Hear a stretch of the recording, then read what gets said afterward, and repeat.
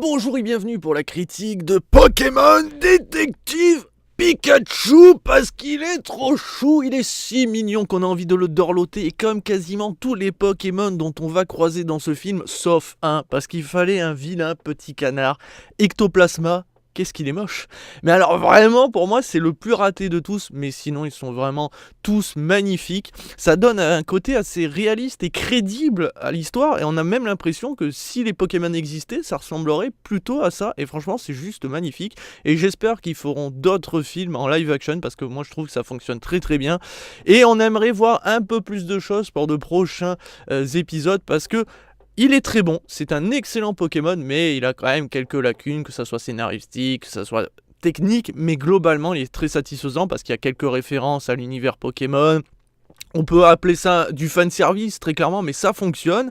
Par contre, je veux mettre les choses au clair. Ceux qui n'aiment pas Pokémon, et ça peut être légitime, je veux dire, il y en a beaucoup qui considèrent que Pokémon c'est pour les enfants, donc c'est pour ça dès qu'un adulte comme moi de 26 ans porte un joli bonnet Pikachu, ou qui joue encore à ce jeu, ça y est, c'est critiqué, c'est pointé du doigt. Mais enfin, franchement, si vous n'aimez pas ça, ça sert à rien d'insulter les gens, ou encore de critiquer le film juste parce que vous n'aimez pas Pokémon, genre oh c'est de la merde, c'est pour les enfants, ça sert strictement à rien. Après, si vous avez des arguments valables, pourquoi pas, mais c'est dommage d'en arriver là parce que je suis désolé de le dire, mais c'est un excellent film Pokémon. Alors, ce n'est peut-être pas le meilleur parce que c'est difficile de comparer un live action avec des dessins animés, soyons clairs, mais en tout cas, il fait clairement le café. Il va satisfaire les fans de l'univers, il va plaire aux enfants qui ne connaissent pas forcément parce qu'il y a de l'humour et tout. Alors, il faut savoir que les blagues de Ryan Reynolds, puisque c'est lui qui double Pikachu, a été censuré. Il y a pas mal de vannes. Disons que ça fait très soft, mais en même temps c'est pour coller certainement à l'ambiance de Pokémon de base, et à ce niveau-là ça marche très très bien. Il y a toujours l'amitié, pas de relation, ce qui me frustre pas mal. J'aimerais un jour voir dans les dessins animés Pokémon, voir Sacha enfin pécho, que ça soit un homme ou une femme, je m'en branle, ou même un Pokémon, mais qu'il ait une relation, parce que ça, je comprends pas comment cet homme n'a pas réussi à conquérir le cœur de quelqu'un. C'est pas possible. Je n'y crois pas et ça me frustre souvent. Enfin bon, donc voilà. Et d'ailleurs, pour anecdote, moi je suis né avec les Pokémon et Digimon d'ailleurs. J'ai vu le tout premier film qui est sorti en 98 dans nos salles, si je ne m'abuse, je crois que j'avais 5 ans. Pokémon, le film Mewtwo contre-attaque, putain, mais ce film c'était une tuerie. Je me rappelle avoir versé toutes les larmes de mon corps quand j'ai vu Pikachu pleurer la mort de Sacha. C'était pas le fait qu'il soit mort que ça me faisait pleurer, c'est surtout de voir Pikachu triste. Je ne peux pas accepter que ce Pokémon soit triste, comme les autres d'ailleurs, ils sont si choupinous. Enfin, il y en a qui sont plus dégueulasses que d'autres. D'ailleurs, on va voir dans ce Pokémon beaucoup de la première génération. J'aurais aimé voir un peu toutes les générations, puisqu'après tout, ils expliquent qu'au niveau de l'histoire, ça se situe pas mal d'années après certaines versions des Pokémon, surtout après Pokémon Mewtwo contre-attaque. Donc voilà, j'aurais aimé voir un petit peu, mais sinon oui, on a pas mal de première génération, mais ça fait le café de voir des bulles bizarres, c'est trop mignon, des Dracofeu, et en plus le côté de voir des Pokémon avec des poils et tout. Alors parce que je sais qu'il y en a qui avaient gueulé sur la bande-annonce. Ouais, mais ça c'est pas réaliste, ça n'a aucun sens. Je veux dire, par exemple, un Miaous, c'est un chat à la base, donc oui, ça a des poils, c'est normal. Et un Pikachu, c'est une souris. Voilà, c'est logique, ça a des poils.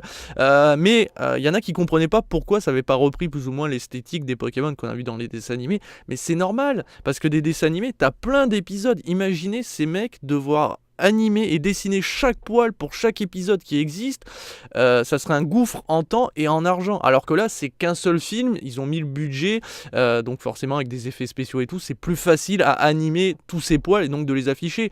Mais voilà, c'est pour ça on a des Pokémon tout lisses dans les dessins animés, mais en vrai il faut se dire que Pikachu et les autres ont des poils, ont des écailles, ce genre de choses, et ça fait très crédible et ça fonctionne très très bien. Vous allez voir, les Pokémon ils sont vraiment tous réussis, la langue et tout, enfin bon bref, je vais pas spoil si vous avez pas vu la bande-annonce.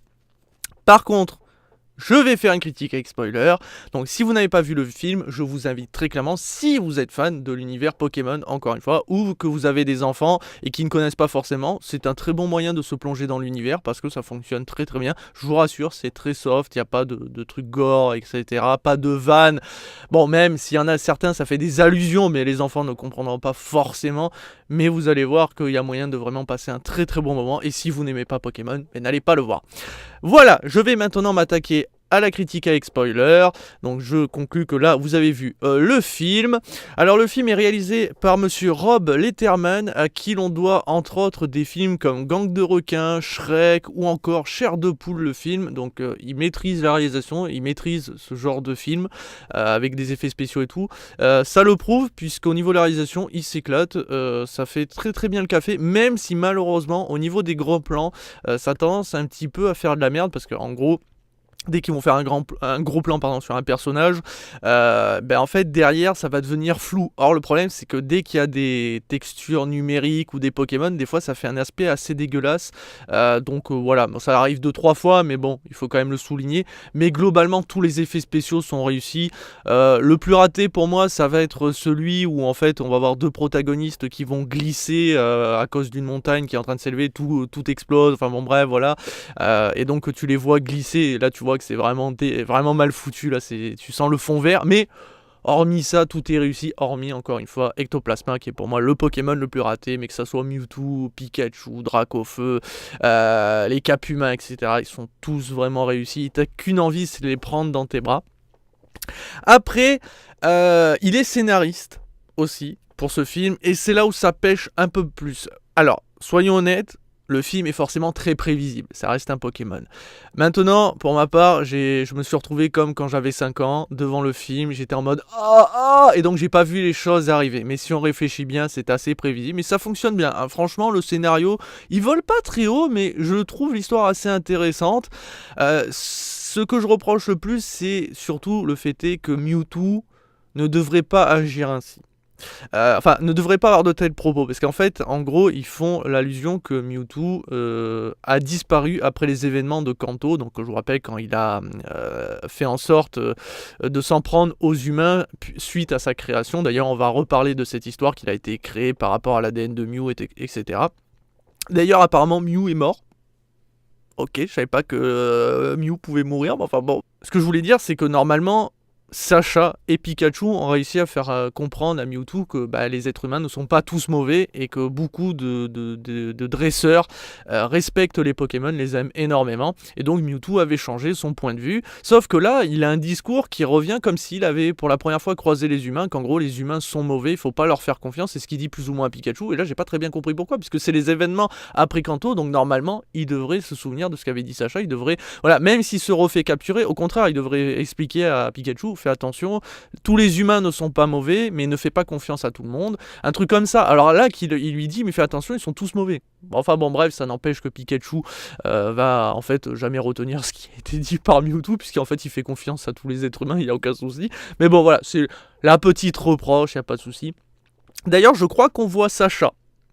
Parce qu'à un moment, donc en fait, scénaristiquement, on nous explique que les dresseurs Pokémon n'existent plus vraiment à l'ère où on va voir ce film, et qu'en gros, la seule chose qui existe encore, c'est des tournois Pokémon dans des grands stades, et à ce moment-là, quand ils disent ça, tu vois un mec avec une casquette, et je crois que c'est Sacha. C'est pas sûr, mais honnêtement, je pense que c'est lui.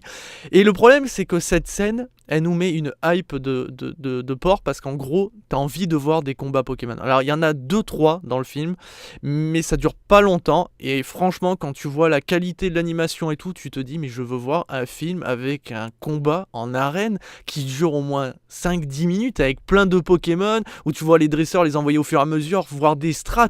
Mais franchement, mais je veux un film que sur ça, ça serait juste de qualité. Mais bon, voilà, donc ça nous met un peu une hype. C'est vrai que c'est un petit peu décevant, les combats globalement, il n'y en a pas assez à mon goût, mais enfin, voilà, c'est une reproche parmi tant d'autres. Au niveau du casting, là encore une fois, ça fait vraiment le café, étrangement. Même s'il y a une petite reproche pour Lucy, qui est incarnée par Catherine Newton. Alors, l'héroïne, c'est une personnage un peu secondaire, mais qui reste un peu principale. Elle est intéressante, mais je sais pas pourquoi, elle dit de la merde dans le film, puisqu'à un moment, donc, t'as Tim Goodman, qui est incarné par Justice Smith, qui est le personnage principal, demande de l'aide à un Bulbasaur, donc qui lui parle, et là, t'as Lucy qui lui dit, mais tu sais qu'il te comprend pas. Or, pendant tout le film, elle parle à son Psycho-Quack, et son Psycho-Quack réagit Oui, tes Pokémon comprennent. Et d'ailleurs, tout le monde le sait, les Pokémon comprennent ce qu'on leur dit, mais par contre, à l'instar, les êtres humains n'arrivent pas à les comprendre. Même si là aussi c'est étrange, puisqu'on sait que dans Pokémon, les êtres humains arrivent à comprendre leurs Pokémon, même s'ils parlent pas le même dialecte. Bon, Sacha, il fume de la drogue, donc c'est pour ça qu'il comprend vachement son Pikachu. Donc c'est pour moi l'incompréhension totale. Pourquoi Lucie dit ça alors qu'à un moment elle dit à son Psychoquack dans la bagnole, juste après d'ailleurs avoir dit cette phrase, elle dit reste dans la voiture et attends-moi, et ta Psychoquack il dit oui, enfin qui lui fait comprendre qu'il a totalement compris. What the fuck. Et par contre le personnage principal, donc Tim Goodman, bah il a une histoire sympathique, on peut s'attacher à lui. Maintenant, la scène avec Pikachu m'a fait pas du tout pleurer, malheureusement. Alors peut-être parce que j'ai grandi. C'est vrai que Pokémon, aujourd'hui, je regarde beaucoup moins de dessins animés. Je regarde surtout, je joue surtout aux jeux vidéo, ou alors je regarde les films. Mais j'ai peut-être moins la larme facile aujourd'hui pour Pokémon. Et c'est vrai que la scène m'a fait tellement penser à celle avec Sacha. Sauf que là, c'est l'inverse. Ça marche un peu moins quand même. Parce qu'on sait très bien ce qui va arriver. Alors que la scène avec Sacha, on sait pas ce qui va arriver. Tu sais pas qu'il va... Enfin, on va le faire revivre. Alors que là, il meurt. Et avec Pikachu, c'est totalement différent, donc j'ai pas eu l'alarme, alors que quand tu vois Pikachu, t'as qu'une envie, c'est pleurer quand tu vois cette scène, et pourtant ça fonctionne pas vraiment. Mais bon, globalement, ce qui arrive à Tim, son histoire est très intéressante, il y a moyen de s'attacher aux différents protagonistes. Je vous avoue que j'ai été un peu surpris de voir le final, parce que je m'attendais pas à ce que ça soit Métamorphe, entre autres, qui a pris la forme du fils du grand méchant. Je m'y attendais tellement pas. Donc preuve qu'il y a une bonne écriture, satisfaisante.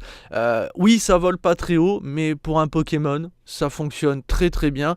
Et j'avoue que avec ce film, il me tarde qu'une chose, c'est d'avoir des suites, ou en tout cas dans le même univers, parce que ça marche très très bien. En plus, les Pokémon, ils sont très présents, c'est pas comme si on en voyait un ou deux de temps en temps, vraiment ils sont présents.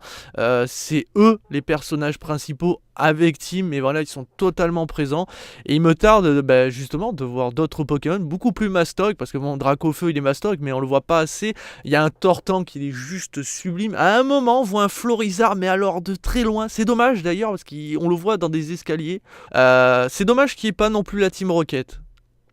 J'aurais aimé, je vous cache pas, le running gag. Ah, il est classique celui-là, mais de Jesse et James et de Meowth. J'aurais été vraiment curieux de les revoir, mais ils n'ont pas été mentionnés, ils n'ont pas été montrés. C'est dommage, hein, j'aurais kiffé. Bon, enfin voilà, encore une fois, c'est un fan qui aurait aimé tellement de choses, mais sincèrement, le film, il fait le café, que ça soit au niveau du scénario, que ça soit au niveau des personnages, l'esthétique. En fait, c'est pas le film parfait, mais c'est un excellent film pour tous les amateurs de Pokémon. Et c'est pour ça que ma note est une note de 5 étoiles sur 5.